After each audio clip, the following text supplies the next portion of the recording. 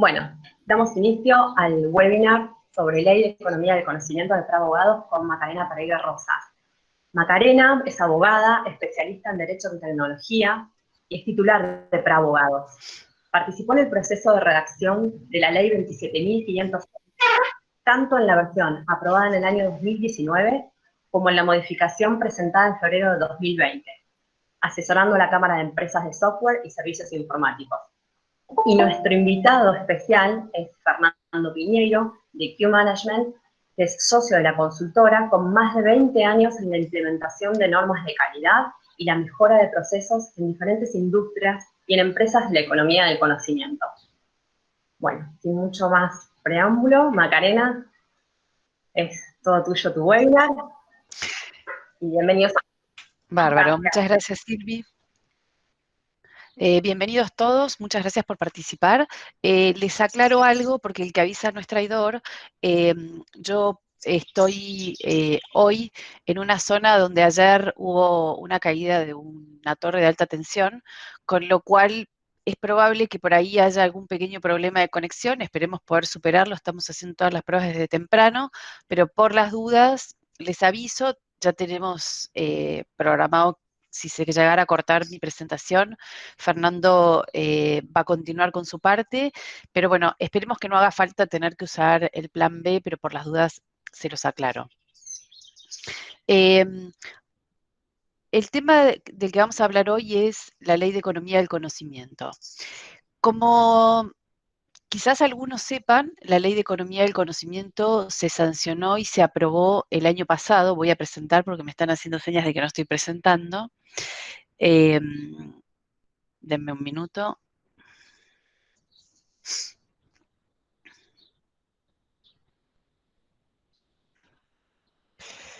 A ver acá, tengo que hacer.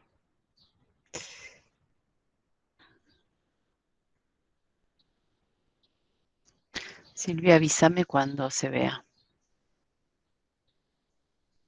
Dale, te esperamos. Perfecto. Ahí, ¿no? Aguardar, sí, ahí se está. Listo, Maca, ahí se está presentando. Bárbaro. Gracias, Maca, pues seguir.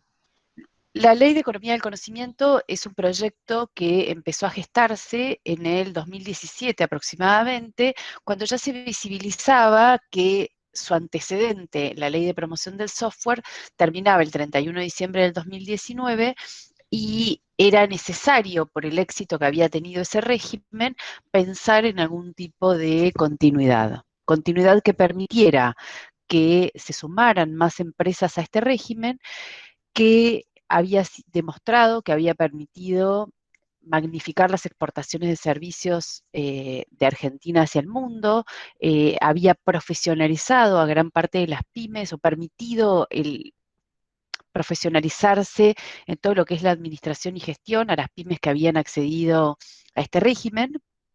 Y de esa forma se veía que el trabajo hecho durante los 15 años de vigencia del régimen de promoción de software necesitaba cierta continuidad.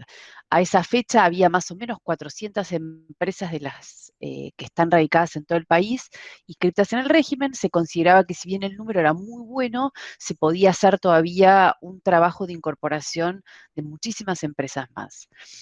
Se empieza a gestar ese proyecto y en ese momento la gestión a cargo del gobierno nacional consideró que lo ideal era incorporar a esta experiencia a otros sectores de la economía.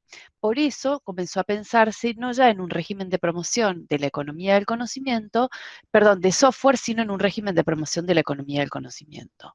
Este régimen ya se comenzó a pensar y se aprobó el 2019. En noviembre del 2019 se reglamenta y queda habilitado para que a partir del 1 de enero del 2020 las empresas puedan presentarse. Con el cambio de gestión y la situación del país en diciembre del 2019, con el dictado de las leyes de emergencia económica, lo que ocurre es que gran parte de los beneficios previstos por la Ley de Economía del Conocimiento en su versión original quedaron licuados.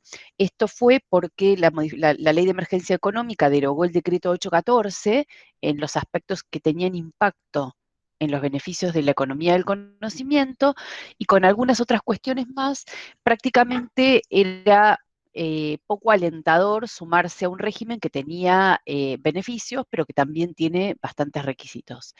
Dentro de ese contexto, en febrero del 2020, el Poder Ejecutivo de la Nación envía al Congreso un proyecto de reforma donde básicamente lo que hace es ajustar las bases de cálculo de los beneficios y no ya tomarlos como hacía la ley original en base a la detracción del decreto 814, sino en base a una reducción, perdón, a una devolución de las contribuciones patronales.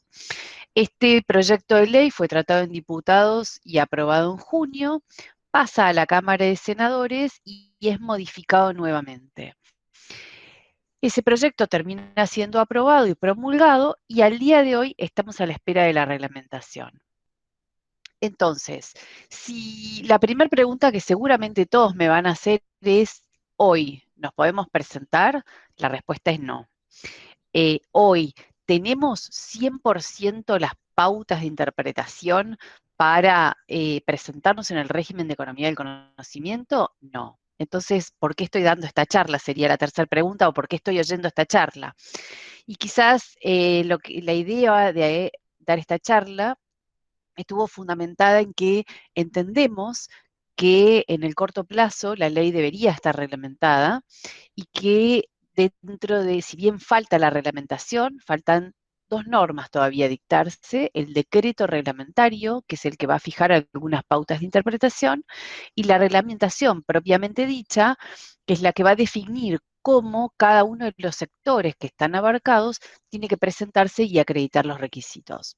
Si bien falta eso, entendemos que la ley es muy rica, que tiene muchas cuestiones para analizar y que las empresas hay pasos que ya pueden ir dando para prepararse para el momento en que esté la reglamentación dictada, porque después probablemente si no tengan que usar mucho tiempo en preparación. Para que una empresa pueda presentarse en el régimen o pueda aspirar a presentarse, tiene que tener como actividad principal alguna de las actividades definidas en la ley como promovidas. Yo les estaba diciendo que las actividades que son promovidas son desarrollo de software y provisión de servicios informáticos de una manera muy amplia, es el artículo 2, inciso A de la ley, servicios profesionales, nanotecnología, biotecnología, geología, inteligencia artificial, robótica, producción y postproducción audiovisual, y hay varias más.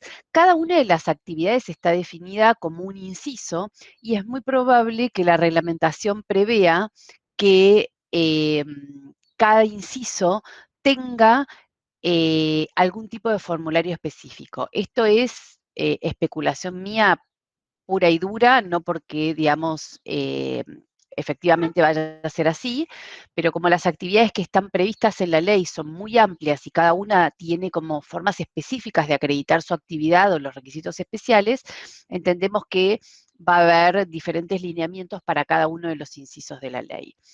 ¿Cómo se acredita que la actividad principal es alguna de las actividades definidas en la ley? A través de la facturación. El 70% o más de la facturación tiene que provenir de alguna de las actividades definidas en la ley. Entonces, los conceptos de facturación, por un lado, la facturación en sí misma y la forma de documentar el proceso de comercialización de la actividad va a ser una de las cosas en las cuales ya se pueden ir preparando. Porque, por ejemplo, si yo digo que hago desarrollo de software a medida para uso de terceros en el exterior y facturo consultoría, después me va a costar acreditar que lo que yo hago es desarrollo y no consultoría. Y hago esta aclaración porque la consultoría per se podría ir como servicio profesional, que tiene requisitos y métricas diferentes a los requisitos y métricas que van a tener las actividades que estén relacionadas con software y servicios informáticos. El otro punto, y es porque así estuvo pensado, es que la autoridad de aplicación va a tomar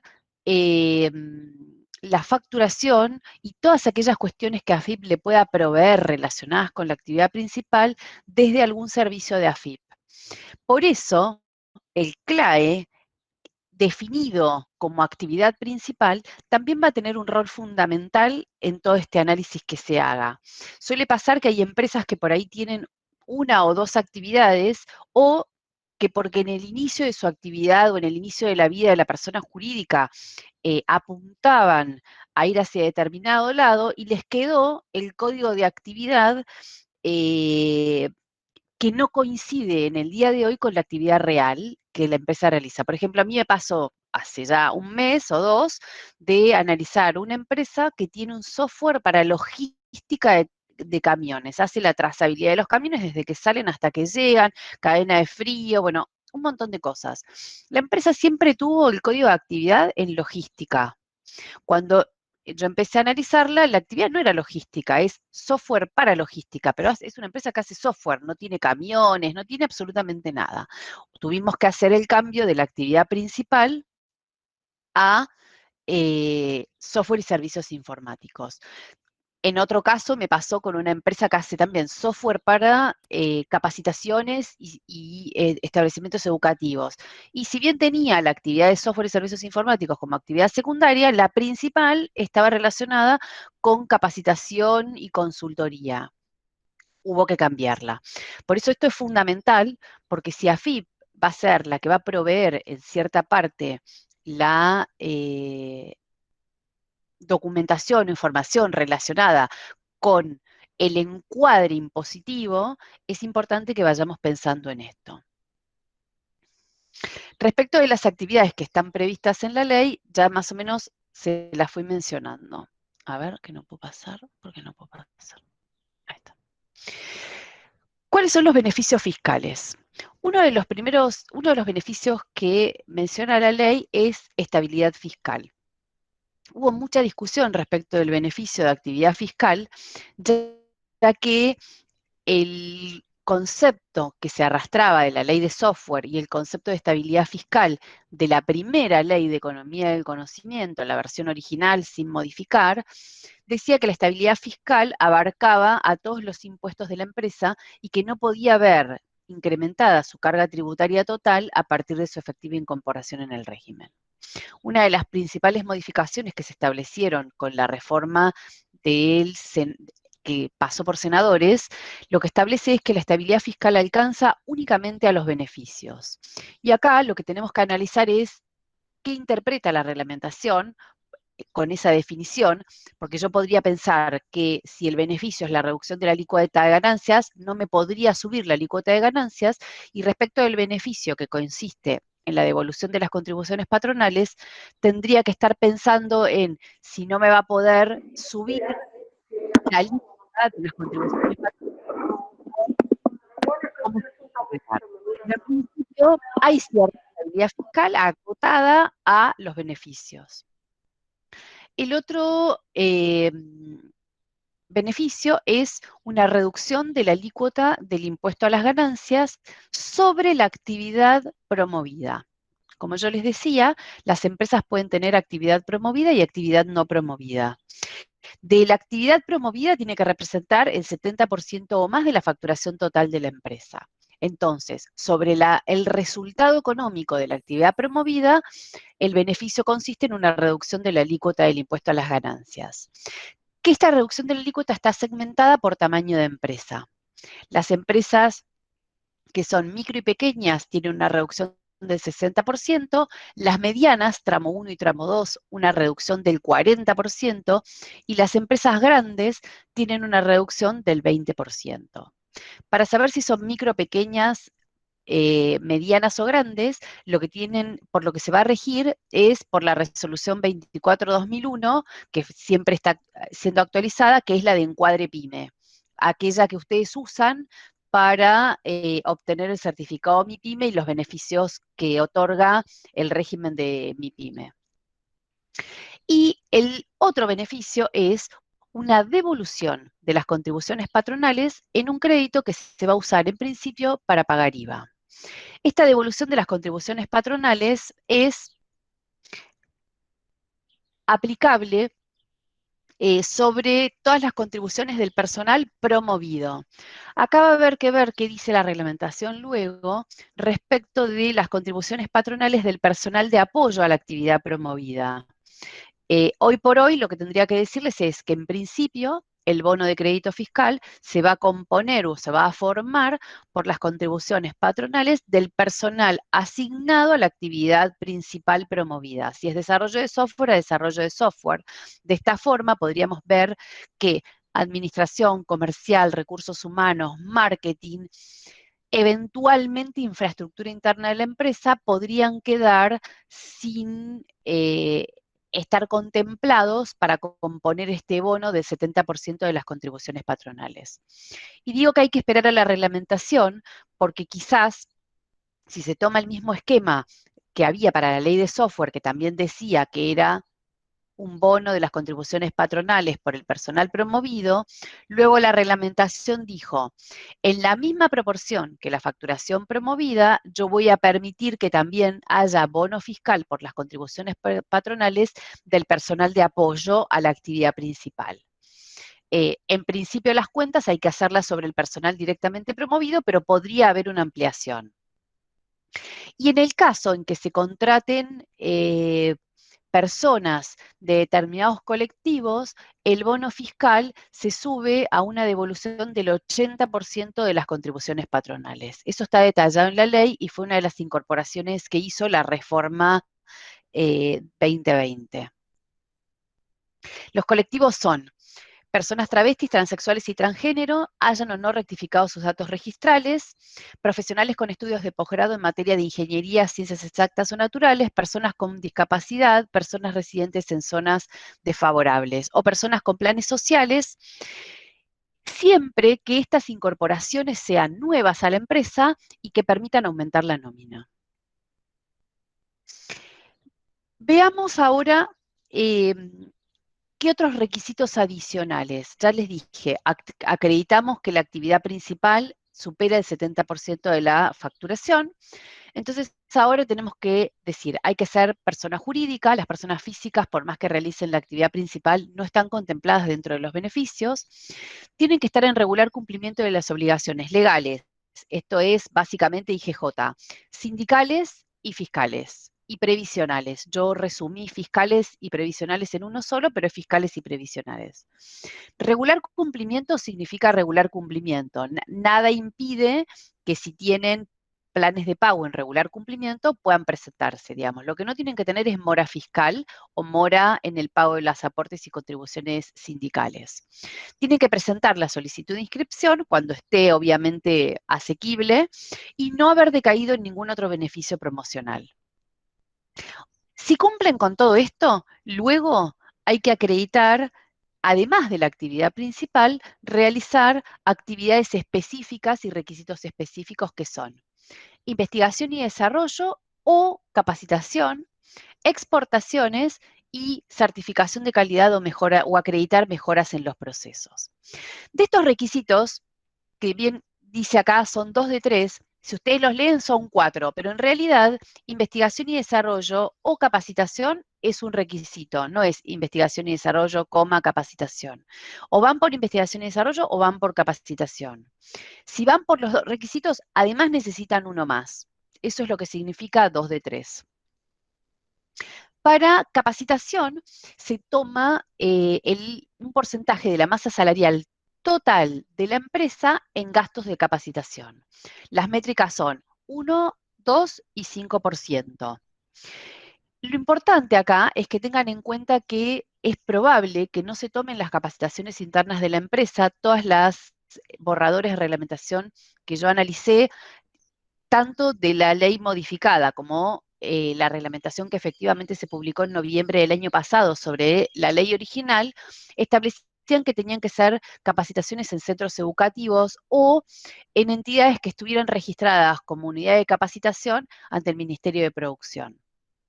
Esto es importante porque si realizan capacitaciones internas y les alcanza para el monto que hay que acreditar, deberían ver la manera de poder formalizarlas de manera tal que el gasto o la inversión en capacitación les sirva. Para investigación y desarrollo tenemos que esperar bien cómo termina siendo la definición, pero en principio es investigación y desarrollo que incluya novedad, originalidad o creatividad.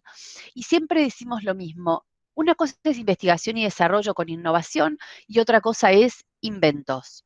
Ni esta ley ni ninguna ley de promoción, ni la de software, ni esta van a exigir inventos o originalidades a nivel mundial. Pero sí tienen que ser cosas o que la empresa no tenía o que impliquen una mejora tecnológica para un sector.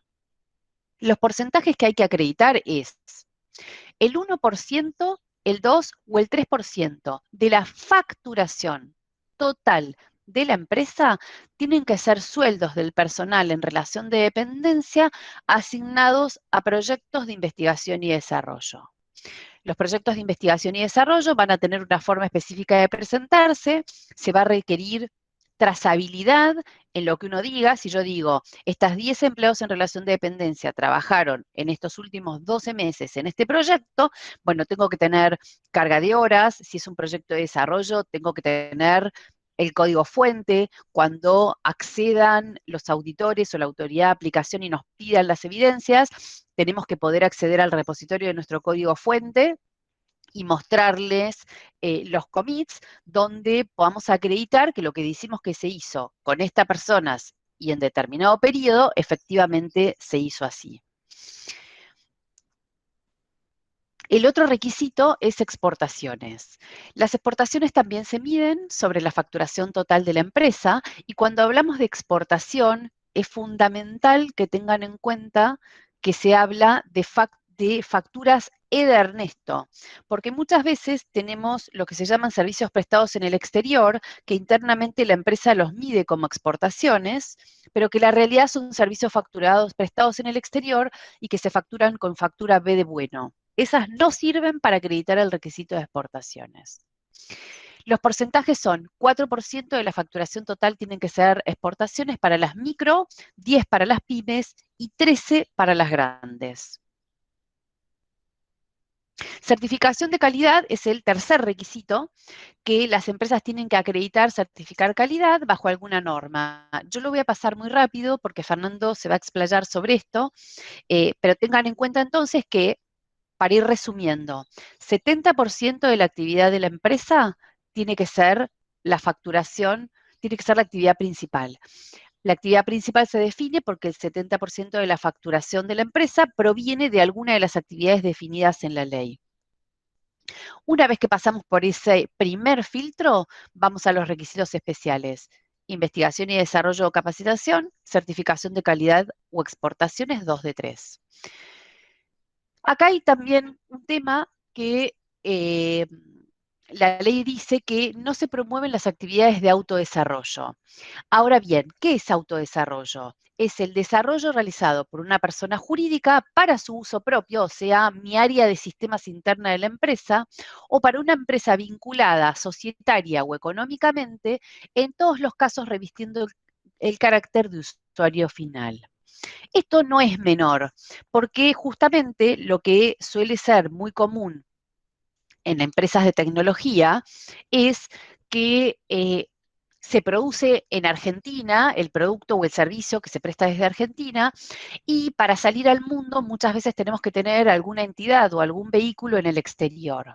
Ese vehículo en el exterior es el que termina facturando al cliente final. Eso no se entiende como autodesarrollo. ¿Por qué? Porque la entidad a la que yo le facturo, que va a ser mi vinculada, no estaría siendo el usuario final de mi producto o de mi servicio. Esto es fundamental que lo tengan en cuenta porque suele haber confusión o suele haber dudas respecto de este tema, y lo importante es que si una empresa se presenta con facturación exclusiva a la vinculada, pueda acreditar que en realidad la relación tecnológica y el cliente es de la empresa argentina que se presenta para promoverse y que efectivamente el contacto directo lo tiene con el cliente independientemente de la facturación. Sigo en línea porque sentí un ruidito. Sí, perfecto. Perfecto, Maca. Bárbaro. Hasta acá los requisitos generales para presentarse y estar dentro del régimen. Otra de las obligaciones que no está puesta como previa, pero que sí va a estar puesta como post, es mantener la cantidad anual de empleados declarada al momento de presentarse. Esto no es menor. Cuando las empresas se presentan, van a tener que informar, como yo les decía, facturación, los requisitos especiales, el cumplimiento, el regular cumplimiento de las obligaciones legales, fiscales, sindicales y previsionales, y van a declarar cuánto personal tienen. Se supone que va a ser personal de los últimos 12 meses y para eso lo que hace la autoridad de aplicación es tomar el formulario 931, que es el que se utiliza para liquidar las cargas y aportes patronales, y suman. El formulario dice 10 personas en enero, 10 en febrero, 20 en marzo. Se suman los formularios y eso da un número. Esa es la cantidad anual de empleados que hay que mantener. Estamos esperando que la reglamentación replique los criterios que tenía la ley de promoción de software, en virtud de los cuales todas las disminuciones de la nómina que se produzcan por causas diferentes al despido sin causa, no serían disminución de nómina. ¿Por qué? Porque si una persona renuncia y yo no tengo capacidad para reponerla inmediatamente, o porque no encuentro el recurso, o porque prefiero ver si puedo ajustar el equipo con la cantidad de gente que tengo, la renuncia es algo que no depende de la voluntad del empleador. Lo mismo puede pasar con el fallecimiento, con la jubilación, con la incapacidad. Entonces, se espera que se repliquen las causales de no disminución de nómina previstas en la ley de software a este régimen de economía del conocimiento, porque si no, el filtro, digamos, para que las empresas no puedan quedarse en el régimen o no puedan presentarse, efectivamente va a ser la variación de la nómina. Y lo que el régimen busca es justamente que se promueva que haya cada vez más profesionales o más empleados especializados en las distintas actividades de economía del conocimiento, por eso exige mantener la nómina, pero si esa exigencia fuera de imposible cumplimiento, lo que pasaría es que el objetivo no podría cumplirse. Entonces, ese sería como uno de los requisitos. El otro requisito es presentar los informes anuales o bianuales, tenemos que ver cómo queda la reglamentación, acreditando que se siguen cumpliendo con los requisitos. Este régimen dura 10 años, ya perdimos uno, pero dura hasta el 31 de diciembre del 2029, y siempre, anualmente o cada 2 años, hay que acreditar que seguimos cumpliendo con los requisitos declarados al momento de la presentación original. Va a haber que pagar unas tasas de auditoría, porque las empresas van a ser auditadas anualmente para el monitoreo del cumplimiento de los requisitos y sobre todo de la actividad principal. Esas tasas de auditoría tienen que ser fijadas, pero probablemente estén entre el 1 y el 3% del monto total del beneficio.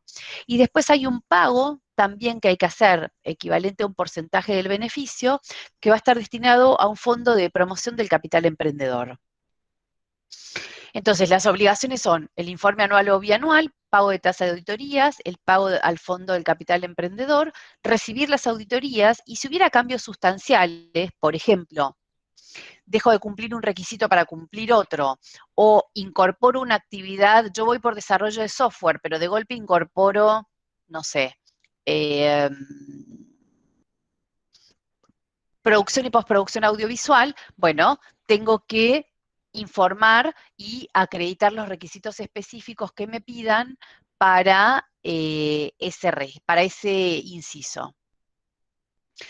Con todo esto, me parece que ya pueden tener un panorama general y creo que no me pasé ni un minuto de lo que Silvia me había destinado para la exposición. Si les quedan dudas o tienen preguntas, cuando termine la exposición de Fernando, podemos contestarlas.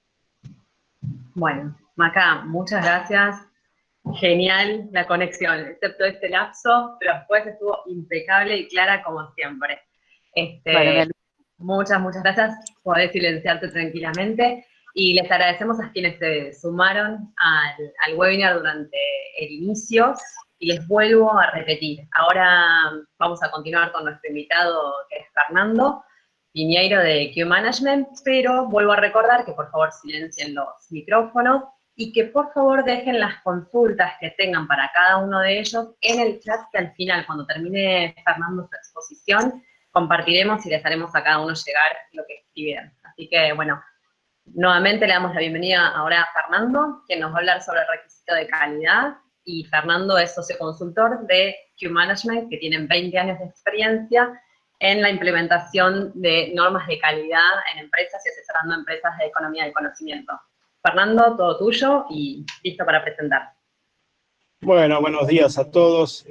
Ante todo, muchas gracias, Macarena, por permitirnos participar de este webinar. Estamos muy contentos de estar aquí. Así que bueno, vamos a exponer en sí cuál es el requisito de calidad. Vamos a hablar un poquito del requisito de calidad, sobre todo partiendo de la experiencia que ya tenemos a través de lo que fue la ley del software, ¿no? Ver, esperamos que puedas compartir. Bien. Sí. Ahí va. Y... perfecto. Ahí Todo está. Gracias. Bien. No, por favor. La ley lo que nos dice es que, como este requisito que decía Macarena de calidad, es acreditar la realización de mejoras continuas en la calidad de los servicios, los productos y procesos, o mediante una norma de calidad reconocida aplicable a los servicios, productos y procesos. Con lo cual acá tenemos una distinción. Por un lado tenemos lo que es acreditación de mejoras continuas. Entonces, ¿qué significa esto? Si bien todavía, como decía Macarena, falta la reglamentación y las disposiciones más exhaustivas, lo que sabemos que esto está dirigido hacia programas de mejora continua de calidad que están basados en lo que programas de más de 90 horas que maneja tanto el INTI como el INTA, como algún otro organismo que disponga la autoridad de aplicación. Esto no sería aplicable para empresas de tecnología o empresas de software en sí, sino que sería para algún tipo de industria o algún tipo específico que contenga estos programas que maneja el INTI o que maneja el INTA. El otro requisito, que es el que también ya lo hemos visto en la ley del software y que ahora se amplía en realidad con lo que aparece con la ley del conocimiento, es la norma de calidad reconocida. Por lo que tenemos entendido hasta ahora, y es lo que la autoridad de aplicación va a tener que definir, lo que se diría es que habría un listado de normas específicas que se podrían certificar y en función de eso aplicar.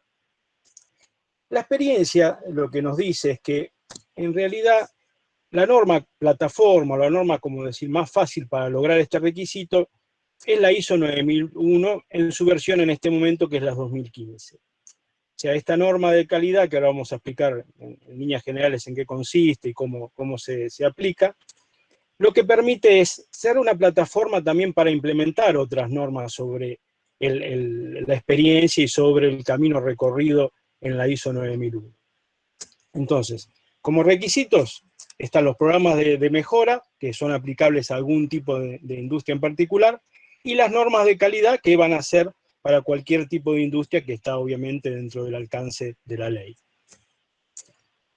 Vamos a ver un poquito la ISO 9001, quizás muchos de ustedes la conocen o la tienen ya aplicada, pero muchos quizás no. O sea, la norma en realidad es una norma internacional, es una norma que llamémosle un librito con 10 requisitos básicos a cumplir, 10 capítulos que tenemos que cumplir, que lo que apunta es a la implementación de un sistema de gestión de calidad.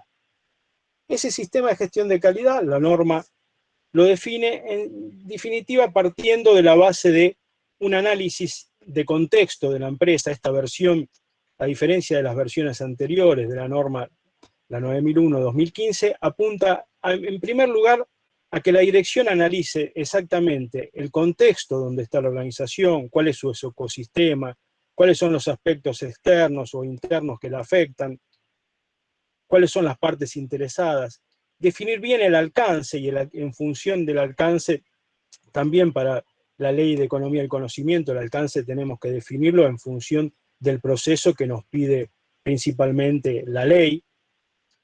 Las actividades de apoyo que tiene la empresa, la operación, todos los procesos que se ejecutan, las evaluaciones de desempeño, el análisis de riesgo y la planificación que también nos pide la norma. Y como siempre estuvo la ISO 9000, apuntó a buscar la satisfacción del cliente y, en definitiva, también con esta versión, las partes interesadas y la mejora continua. O sea, que la empresa, año a año, mejore en sus procesos, en su relación con el ecosistema, en su satisfacción del cliente. Ese sistema de gestión de calidad, como dice la palabra, es un sistema donde interactúan distintas partes. Las personas, obviamente, que es una parte fundamental para nuestro sistema de calidad. La norma apunta a que esas personas sean competentes, que tengan roles definidos, que la infraestructura necesaria para lograr nuestro alcance, lograr esta satisfacción del cliente, sea la necesaria, sea la mantenida en empresas sobre todo de tecnología, que tengan también el tema de la seguridad de la información, el tema de la protección de los datos.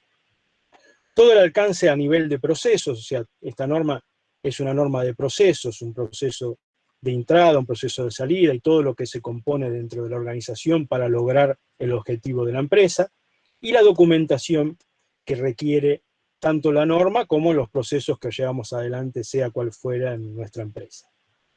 Eso es la parte interna. Lo que apuntamos es hacia el cliente y a su vez las partes interesadas, como puede ser el Estado, los partners, las distintas asociaciones, la competencia, o sea, ahí cada empresa define sus partes interesadas. Y obviamente trabajamos con proveedores. Hay empresas que tienen más relación con proveedores que otras, porque quizás tercerizan parte de sus procesos, con lo cual la norma toma como un sistema de calidad toda esta interacción de las partes y lo que apunta a que estas partes gestionen esa relación y que esa relación sea cada vez mejor y de mayor mejora continua y mayor apunte a la satisfacción, sobre todo del cliente y al posicionamiento de la empresa en el mercado.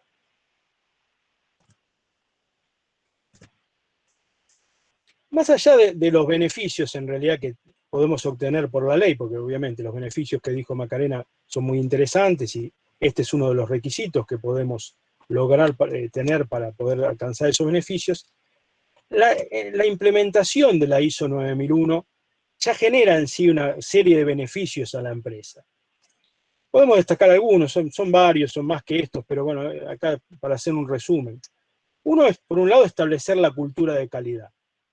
Esa cultura de calidad que, como dije al principio, sirve esta norma también como plataforma para implementar otras normas. Es como un plan evolutivo. Es la primera versión, la primera forma de trabajo dentro de un sistema normativo. Por ejemplo, si yo estoy en una empresa de tecnología, puedo apuntar luego a implementar la 27001 de seguridad de la información, la 22301 de continuidad de negocio, o cualquier otra norma más específica que haga a mi rubro y que haga a mi potenciamiento en función de la calidad o como un aspecto competitivo dentro del mercado en el que me desarrollo. Por eso es bueno ese beneficio que tiene la 9001 de establecer esa cultura de la calidad en toda la organización y también en la relación con nuestros proveedores, que en muchos rubros es muy importante. A su vez nos enfoca en el negocio, o sea, esta norma nos fuerza, nos exige que la dirección piense en el negocio, piense en la estrategia, piense en un análisis, llamémosle FODA, piense en un análisis de riesgo, y en función de eso, enfocar la empresa permanentemente en ese negocio, permanentemente en el mercado. O sea, podemos tener muy buena calidad, pero si estamos fuera del foco del mercado, en realidad no nos sirve. Por eso esta versión de la 2015 apuntó mucho a eso, apuntó a trabajar fuerte en el enfoque del negocio, en el enfoque estratégico y en el enfoque de riesgo. A su vez, como beneficio también tenemos la generación de marca empleadora, que hoy la verdad que no es menor y en todos los rubros y sobre todo en rubros tecnológicos hay mucha volatilidad de la gente tiene mucha rotación, y en una empresa donde hay una cultura de calidad, donde se enfoca el negocio, donde se enfoca también hacia el recurso interno, esto genera marca empleadora y la norma contribuye a esto. Lo mismo atado a esto, los desarrollos de líderes en la organización. O sea, toda empresa necesita líderes y esta norma fomenta el liderazgo. De hecho, hay uno de los capítulos es liderazgo, directamente enfocado hacia el liderazgo no solo de la alta dirección, sino de cada una de las personas que trabajan en la empresa. Obviamente, como buena norma de calidad, contribuye a la mejora de procesos, al análisis permanente de esos procesos, a la implementación también de KPIs y métricas para poder monitorear la empresa y los procesos.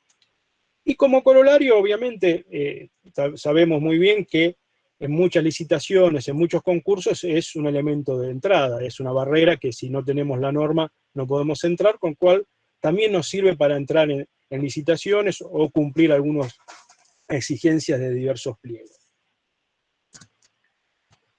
¿Cómo son las fases de la implementación? En realidad la implementación tiene 5 fases. La 1 y 2 es el diagnóstico y la planificación, siempre hay que hacer un diagnóstico y una planificación adecuada. Dura 2 días, es corto, pero sirve para planificar y lograr implementar con éxito. La implementación en sí, lo que implica el armado de los procesos, los procedimientos, todos esos análisis que tenemos que hacer, generalmente está entre 4 y 5 meses. Luego viene una fase de auditoría interna, que es requerido por la norma, y una revisión interna que se llama revisión por la dirección, que generalmente dura 15 días. Y después viene el proceso en sí de auditoría de certificación, que es lo que el organismo solicita y el organismo realiza las auditorías. O sea, la auditoría es un organismo acreditado internacional, puede ser IRAN, que es local, pero tiene acreditación internacional, o cualquier otro organismo como Bureau, TÜV, DNB, etcétera. Hay distintos organismos que certifican, que ahora después vamos a ver, tienen una serie de fases para la certificación. Por lo que es para la ley de economía del conocimiento, sabemos que no hace falta estar certificado en sí para poder presentarse. Sí, lo que hay que presentar es un compromiso que generalmente los organismos de certificación preparan alguna nota como para decir que la empresa ya se encuentra trabajando con una fecha cierta de auditoría, y con eso sirve como garantía de que la empresa está en el camino de la implementación o la certificación de esta norma acreditable. ¿Qué entregables genera? Vamos a hacer rápidamente esta implementación. Manual de la calidad, que es un documento general que explica qué es el sistema de calidad, un mapa de procesos, una política de calidad que es comunicada hacia el exterior, hacia la gente, hacia todas las partes interesadas, los procedimientos necesarios, los instructivos, el plan estratégico o lineamientos estratégicos, como lo quiera definir la organización, junto con objetivos, métricas, las matrices de análisis de riesgos de negocio, análisis de riesgos del proceso, las partes interesadas, los stakeholders que uno tiene que analizar y ver cuáles son sus requisitos, todos los registros necesarios de recursos humanos, plan de capacitación, funciones y responsabilidades, organigrama, etc.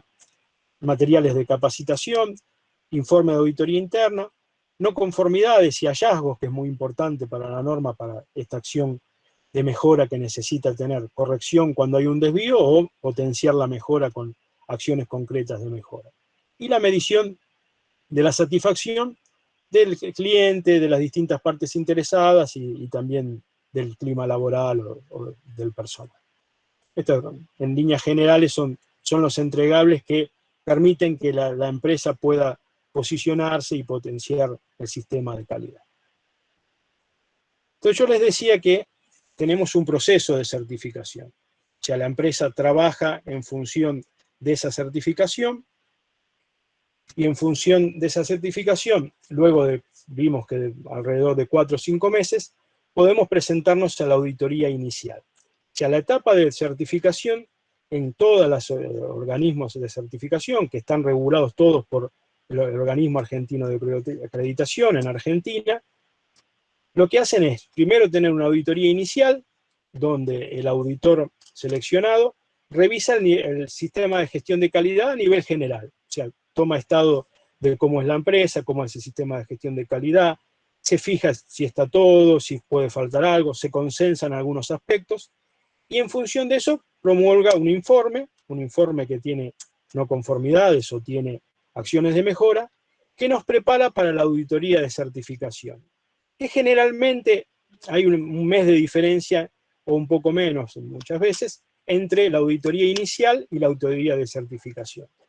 Generalmente la auditoría de certificación es un poquito más extensa, puede durar un día más. Generalmente las auditorías, según la cantidad de gente que tiene la empresa, dura 1 o 2 días esa auditoría de certificación, dependiendo, ya les digo, de la cantidad de gente y en función de eso también la cantidad de auditores. En esa auditoría de certificación, el auditor toma muestras, toma un estado de situación mucho más detallado, conversa mucho más con la gente, habla con los distintos interlocutores de las distintas partes o distintas áreas de la empresa y, sobre todo, basado en el alcance, cuál fue el alcance determinado. Si yo tengo, por ejemplo, una empresa de software, generalmente mi alcance es diseño, desarrollo y soporte, con lo cual el foco va a estar ahí, pero también va a estar el foco en recursos humanos, el foco va a estar en administración, también el foco va a estar obviamente en dirección, como vimos que es muy importante el tema de dirección, o el foco va a estar en infraestructura. O sea, el auditor va a auditar las distintas partes y los distintos procesos que se interrelacionan en este sistema de gestión de calidad.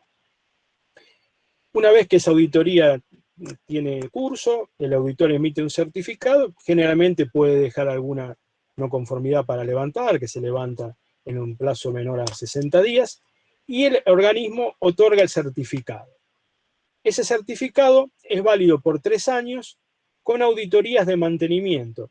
O sea, los auditores van a volver al año siguiente y al siguiente a revisar que el sistema de calidad en cierta medida continúe vigente, tenga vida y sobre todo que tenga mejora continua. O sea, lo que tenemos que demostrar año a año es que nuestro sistema de gestión de calidad avanzó, nuestro sistema de gestión de calidad está cumpliendo con los requisitos que nos pide la norma, y el auditor lo que viene a verificar es eso y a dar también, sobre todo, oportunidades de mejora para seguir potenciando a la empresa. Una vez que se cumple el ciclo de 3 años, la empresa puede volver a recertificar, ahí ya no aplica la auditoría inicial, sino que el ciclo comienza nuevamente, pero con una auditoría de certificación, y es un ciclo de mejora continua, que como les decía antes, ya este proceso de la ISO 9001 permite la incorporación mucho más fácil de otras normas más complejas y más específicas. O sea, la experiencia que nosotros tenemos en el mercado es que la norma es una buena plataforma para participar en otros estándares más sofisticados y que la empresa lo logra con mucho éxito. Bueno, esto es un poco el requisito que yo les quería contar acerca de calidad, así que bueno, les agradezco y continuamos con Macarena. Excelente. Bueno, Fer, muchísimas gracias.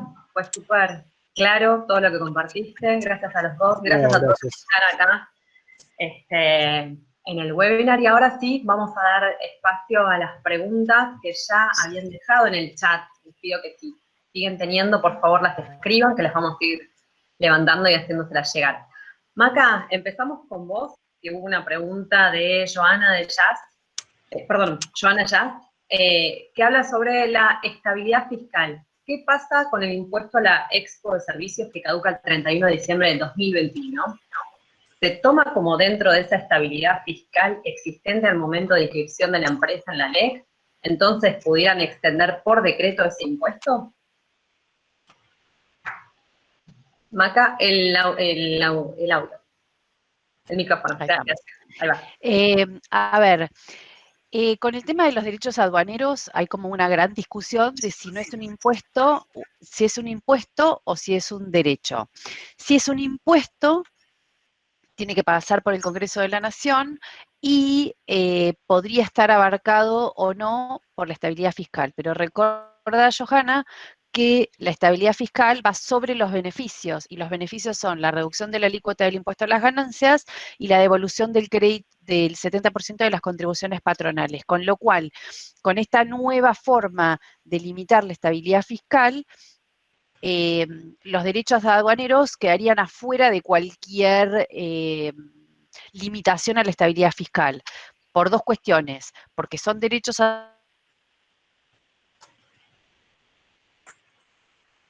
otro lado, porque la estabilidad fiscal abarca los beneficios y no hay ningún beneficio sobre los derechos aduaneros. Sigo con otra pregunta que hicieron, y que ya la tengo acá, Silvi, no me retes, pero la contesto directo, sobre qué pasa con el crédito fiscal para las empresas que no pagan IVA porque son 100% exportadoras. Bueno, lo que la ley dice es que las empresas que exporten van a poder utilizar el crédito fiscal proveniente de las contribuciones patronales para pagar ganancias en la misma proporción que las exportaciones. Si las exportaciones representan el 100% del crédito se va a usar para pagar ganancias. Esto es exactamente igual al criterio que había con la ley de software. Sigo con otra relacionada con I+D. Cuando di la parte de la exposición de investigación y desarrollo, específicamente mencioné personal en relación de dependencia. Y no fue equivocación, sino que fue adrede. En principio, toda la actividad que haga la empresa promovida la tiene que hacer por cuenta propia. Entonces hay una gran discusión, incluso desde la época de la ley de software, de si darme vuelta y comprar el desarrollo es cuenta propia o no. Mi interpretación en los 15 años de la ley y en los próximos 10 que va a haber de economía del conocimiento es que eso podría ser un problema en la medida en que toda la parte del desarrollo del proyecto haya sido realizada por freelance o por una empresa. Porque si bien yo puedo acreditar que estoy con el control y la gestión del proyecto, en realidad, lo que la ley me pide es algo más que ser un PMO de mi propio proyecto, sino que me pide que la incorporación de esos conocimientos por la investigación y por el desarrollo queden en mi compañía, no lo dice específicamente, pero se lee de todo el entramado de la ley, queden en mi compañía y me permita a mí tener recursos humanos mucho más capacitados y profesionalizados. Entonces, ¿qué hacemos? Porque todo el mundo tiene proveedores o porque todo el mundo tiene freelance y es normal que eso ocurra. Lo que tratamos de hacer es que la parte de freelance no represente un porcentaje significativo de ese proyecto. O que si digo, a ver, yo necesitaba un especialista en inteligencia artificial, que la parte de inteligencia artificial de mi proyecto representa el 40%, bueno, como no lo iba a incorporar para este proyecto específico, por ejemplo, o Big Data. Supongamos que ahora es muy común el tema de Big Data. Bueno, contraté un proveedor específico para Big Data, incorporé el conocimiento, pero no me hizo el proveedor todo el proyecto.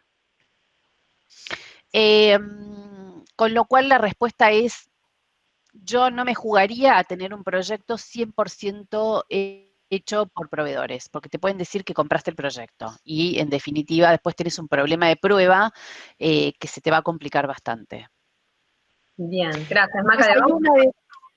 Hay una de calidad, sigo con dos más y ya estamos. ¿A partir de cuándo se considera que están inscriptos y a partir de cuándo se dan los beneficios?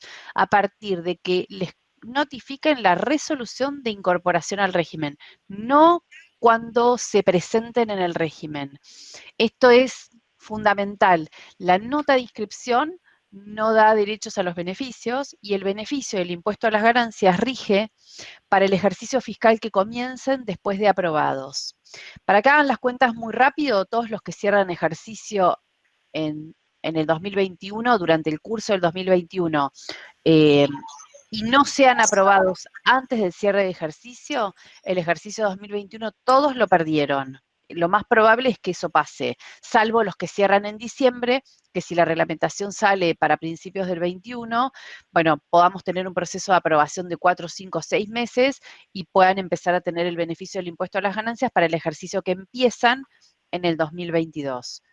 El 2021 es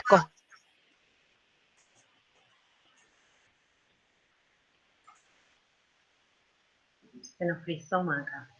Bueno, tenemos unos segundos y si no, Fer, tenemos una pregunta para vos. Sí, decime, si no, vamos bien, sí, así seguimos. Bien, Daniela Mundela dice, ¿se va a tomar como cumplido el requisito de calidad si está en proceso de certificación con algún organismo internacional, aunque todavía no tenga el certificado? ¿Qué pasa con los que mandamos nota de continuidad y desde qué fecha se tienen que cumplir los requisitos? Mira, sería bueno que esto lo respondiera también Macarena, porque ella tiene más la precisa que yo en cuanto a esto, pero sí, por lo que tenemos entendido, sí, se podría, de hecho, hay empresas que han presentado la nota, se puede tomar el requisito, obviamente hay 12 meses para acreditar de que uno está certificado, eso es exactamente así.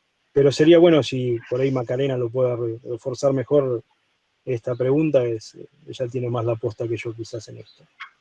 Bien. Acá estoy que me caí, no la escuché. Bien, Maca, estamos leyendo una pregunta de Daniela Mundela, si se va a tomar como cumplido el requisito de calidad, si está en proceso de certificación con algún organismo internacional, aunque todavía no tenga el certificado. ¿Y qué pasa con los que mandaron nota de continuidad y desde qué fecha se tienen que cumplir los requisitos? Bien, son 3 preguntas. La pregunta de presentarse en el régimen de 0, habiendo comenzado el proceso de certificación de calidad y teniendo una nota por el ente certificante donde establecen cuáles son las fechas probables de auditoría, es muy probable que sea admitido. ¿Por qué? Porque esto ya venía con este criterio desde los 15 años de la ley de software, se detectó que era una práctica muy positiva para influir a las empresas en certificar, porque si una empresa no puede presentarse hasta que esté certificada, pierde los 6, 7, 8, 9, 10 meses que le demore la certificación, o los 4 o 5, depende con quién, digamos, cómo se organicen y todo lo demás. A mí me consta que Fernando logra certificar en muy poco tiempo, los vuelve locos, pero lo hace en poco tiempo. Entonces, se demostró que las empresas tenían mucho más incentivo para certificar si se les permitía hacer ambos procesos en paralelo, obtener los beneficios y certificar, con lo cual entiendo que va a ser una práctica que va a estar aceptada. Tenemos que esperar la reglamentación, pero deberíamos esperar que sea así, sobre todo, además, porque esta ley dice procesos de mejora, si bien está acotado, como dijo Fernando, a INTA o INTI probablemente, no debería ser un impedimento. La otra pregunta estaba relacionada con las empresas que venían de la ley de software y pasaron a economía del conocimiento. Eso es todo un tema. Esa nota que presentaron entre noviembre y diciembre del año pasado, medio como que sirve, pero no tanto, porque el criterio de la autoridad de aplicación actual es que esas notas, como no fueron respondidas ni aprobadas, no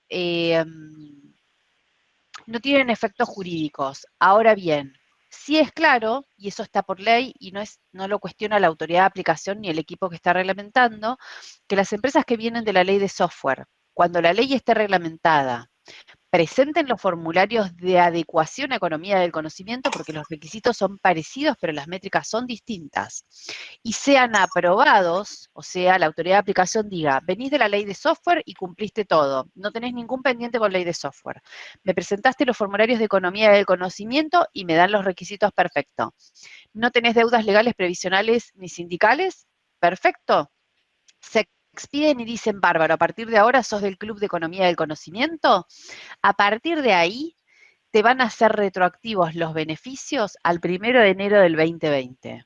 Esto está por ley y en todas las charlas que yo mantuve con el equipo de reglamentación, que fueron varias, eso es sin cuestionamientos. El beneficio es retroactivo en la medida en que la empresa acredite los requisitos para pertenecer a economía del conocimiento. ¿Y cuál era la otra, Silvi?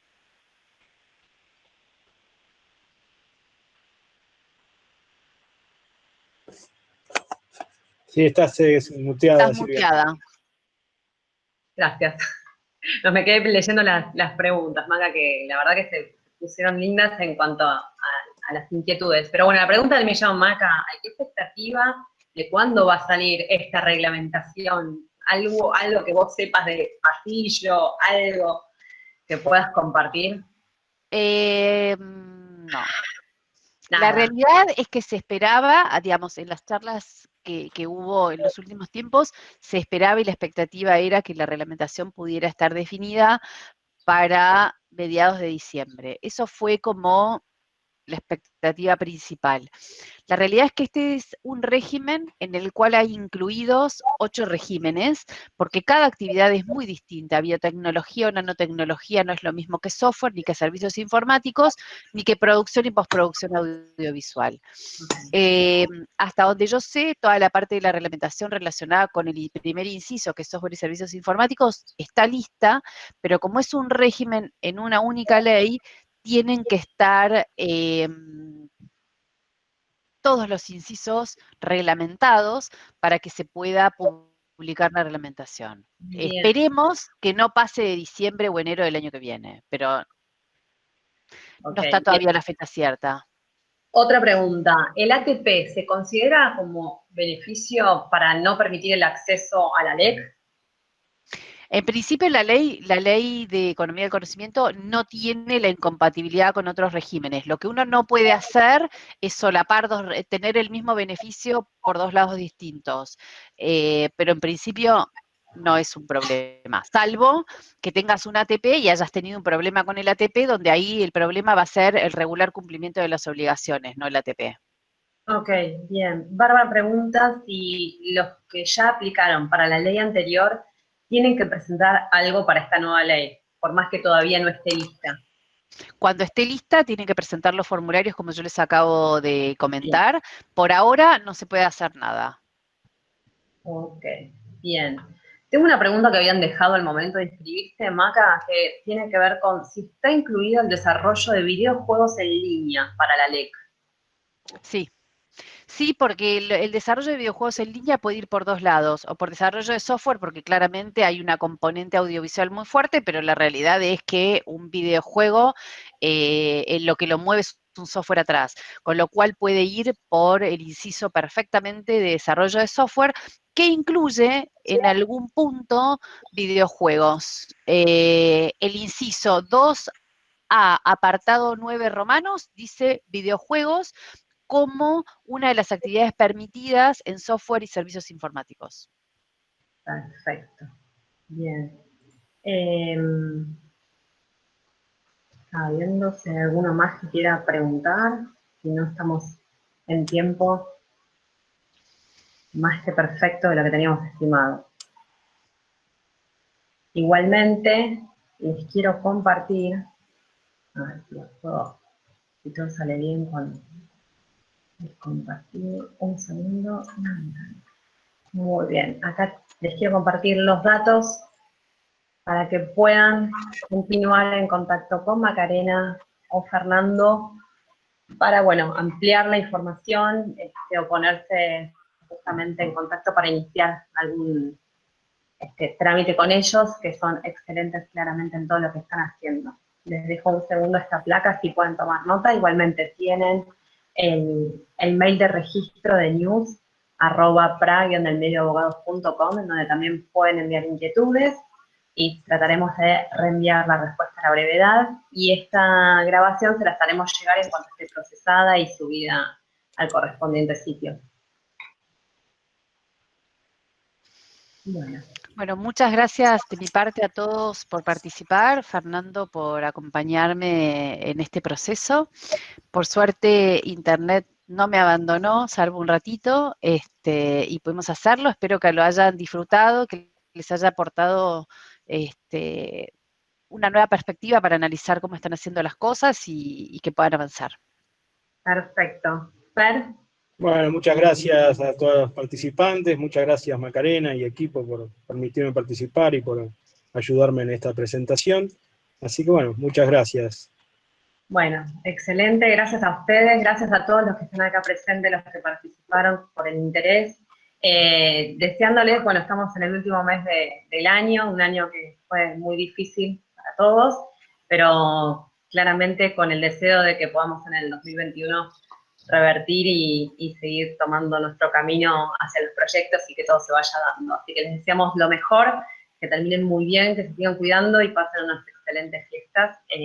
Bueno, nada, desde acá muchísimas gracias por haber participado. Maca, un beso grande. Gracias, adiós. Muchas gracias. Un abrazo a todos, muchísimas gracias. Gracias. Adiós. Adiós.